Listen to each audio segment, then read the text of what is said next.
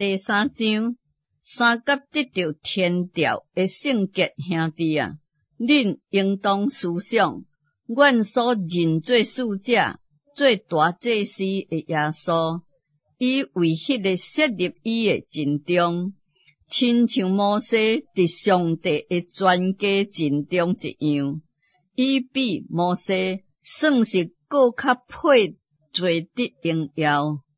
亲像建造房厝的，比房厝较尊荣，因为房厝拢的确有人建造，总是建造完美的，就是上帝。摩西做奴仆，伫上帝的全家真正尽忠，为要证明将来的确传说的事，总是基督做囝儿，治理上帝的家。咱若将可夸的愿望甲胆量坚持到底，搁较是伊的家啦。圣灵有话讲，恁今仔日若听伊的话，就毋通疑心，亲像伫旷野惹伊发受气，试探伊的时阵一样。伫遐，恁的祖宗试我、探我，并且观看我的作为有40年的久，所以我厌烦迄世代的人讲，因心内常常迷糊，竟然未晓得我的作为。我就伫受气中起咒詛讲，因断袂通进入我的安息。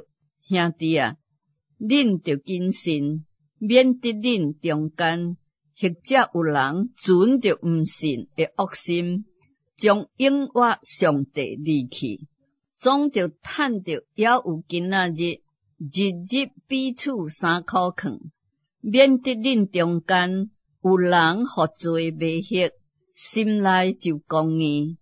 咱若将起初确信的信心坚持到底，就伫基督内有份啦。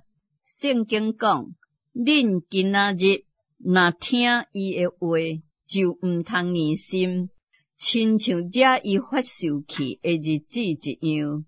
迄时听见伊的话，惹伊发受气的是一罪呢？兼毋是君帝摩西对埃及出来的证人嘛？上帝40年的久，搁厌烦一罪呢？兼毋是遐个犯罪的尸首倒伫旷野的人嘛？搁向一罪起咒詛，无容允因进入伊的安息呢？